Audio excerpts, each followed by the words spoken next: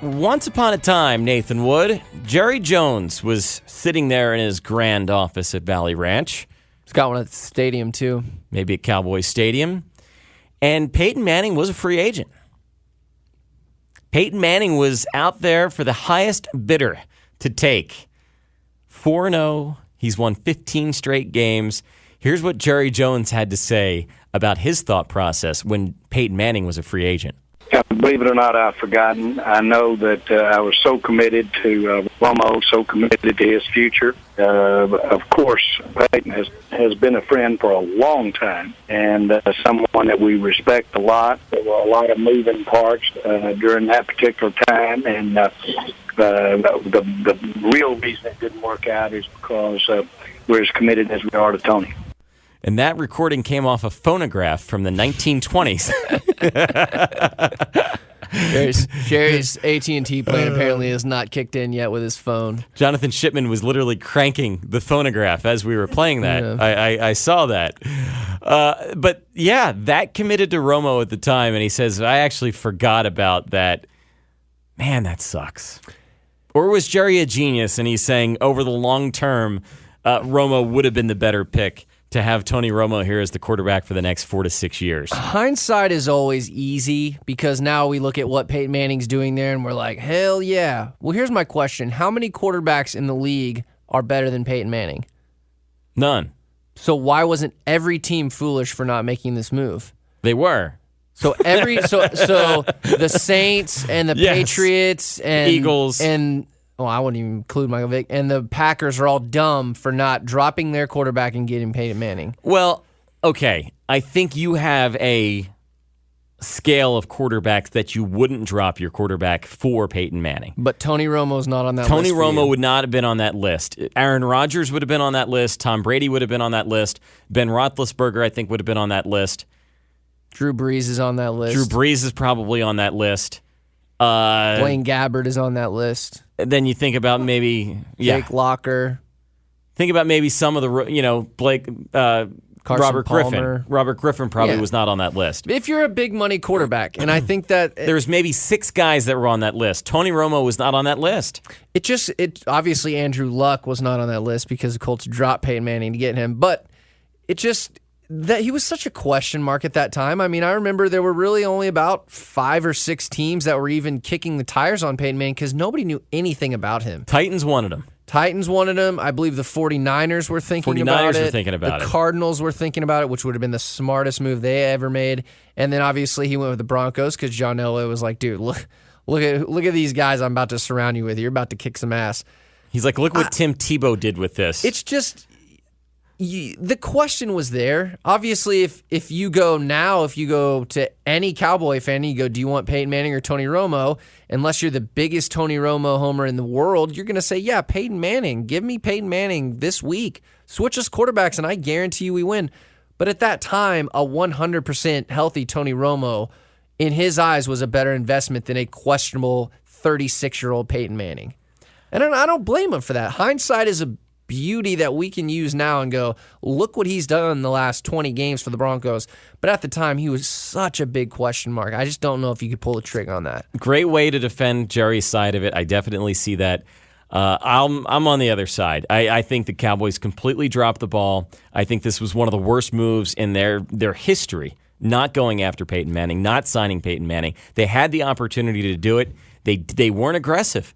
The big-time franchises are aggressive. Cowboys, they missed this one big time. They should have gone after Peyton Manning at the time and just said, Tony, thanks but no thanks. You can always find another Tony Romo after Peyton Manning. You can't always find another Peyton Manning after Peyton Manning. I completely disagree with that. Tell me where between Troy Aikman and Tony Romo that they could just easily find another Tony Romo. It's pretty easy to find a quarterback that can win one playoff game in, 8 years? But I'm saying... That's easy to find. Where's Tony Romo in your ranks? Just... Sidebar, where's Tony Romo on your list of 1 through 32 quarterbacks? 15. Okay, so where was in that time that the Cowboys couldn't find a top 15 quarterback in the league? During the Clint Sterners and everybody looks at that and saying that's impossible to find, but the number 15s, I just don't think the it's 15s that easy. to 20s are out there. Okay, I just don't think it's not a flip of the hat and I have a top 15 quarterback in my... But I get what you're saying. But if Jerry goes out and pays, what is Manning making this year? $20 million. I think he has the biggest contract. It's either him or Drew Brees. I forget the numbers. It's 20 something. But if you go out and you pay him that much money and his neck isn't right, and he can't really play last year, and he's struggling getting the ball with any zip on it, and you let Tony Romo go, are you looking back on that going, that was a failed move too? Or are you going, well, now we can just go get Tony Romo anywhere again? I look at it as... We can go get Josh Freeman. You can go get Kyle Orton, which you did. If Manning... Kyle Orton isn't... If Manning and Orton are your tandem right now, and something would have happened to Manning, to me, I don't see any difference between this Cowboys team with Tony Romo in the long-term future and what Kyle Orton could do this year. Seriously. I'm being serious. People are going to say, you're an idiot. How could you say that? Romo brings nothing more to the table to me than a Kyle Orton does. All right, well, there's your hot sports opinion for the day. Now, Kyle Orton one theory on this. Okay, so... One theory on this, and I was talking to somebody last week when I was watching the games. I was watching the Cowboys game. I was watching the Broncos-Eagles game. And there was a diehard Peyton Manning fan at my table. And he said Manning would have never come to the Cowboys because he didn't want to be in the NFC East and had to face his brother twice a year. I mean, I get that. And I think that's a little bit of a stretch. If that's really his reason he wants to throw out there, fine. I think he looked at it like, I don't want to play RG, because at the time RG3 was about to take over the world, and he's like, I don't want to play RG3 for 10 years. I'd rather go play in a division where I can smoke Oakland and KC and the Chargers for the next 3 or 4 years. The other thing is are you selling your long term for the short term? Because I would have. Because whether or not you think Tony Romo is 10, 15, 20, you have a viable quarterback that can get you somewhere. Can we agree on that? Whether or not he's done it is not up for debate. He has not done it, but he has the capability of it. Can we at least agree upon that? Because how many years can Peyton Manning do this? I know he's some medical marvel and he's got some robot spine and a laser rocket arm and a computer brain, but is your third or fourth year of Peyton Manning going to be worth it when you could still have Tony Romo in his third or fourth year? At that point, you really just have to go, is Peyton Manning at 40 better than Tony Romo is at 33? But the Romo window to me, and the amount of time I wanted to give Romo anyway, to how many shots are you going to give this guy, equaled what's left in Manning. So you had 2 to 3 more years left of this is the shot for Tony Romo.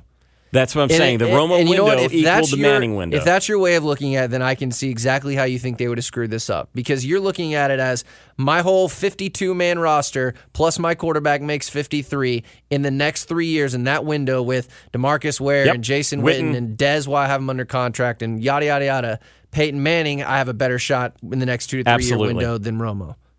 I looked at the windows, and yes, is Tony Romo a better quarterback than Kyle Orton? Absolutely. But to me, when a guy's not making the playoffs and the guy's not winning playoff games, Kyle Orton could do that for me. I just don't see that. Here's the other thing. Josh Freeman could do that for me. Dude, that's blasphemy right there. But hey, Freeman's over there having a heart attack, dude. For real? Josh Freeman made the playoffs, hasn't he? I think they lost in the first round one year. And Tony Romo, has he made the playoffs in the last 2 years? No, he hasn't. That's what I'm saying. I could find a guy that gets me to the place that my team's getting to with Tony Romo. Kyle Orton could do that. Peyton Manning was a special player, deserved to be considered. I'm a little bit upset if I'm a Cowboys fan listening to Jerry Jones saying, I don't even remember it because I love Romo so much that, that's an afterthought to me. I didn't even think about it. Come on, man. If you're just basing it upon the fact that Tony Romo can't win in the playoffs or can't win in the clutch game, then you got to throw that argument out too, because it's not like Peyton Manning is setting the world on fire in the playoffs. But if your sole basis is a question mark of Peyton Manning that I'm going to pay $20 million for, the gamble was worth it. Then I can't change your mind. If your idea of the $20 million risk with Peyton Manning for the next 3 years is worth more than a guaranteed $6 million Tony Romo, then I can't change your mind. I would have liked to seen how it would have played out. Tomorrow, we will see firsthand how dominant Peyton Manning could be and will be against the Cowboys defense.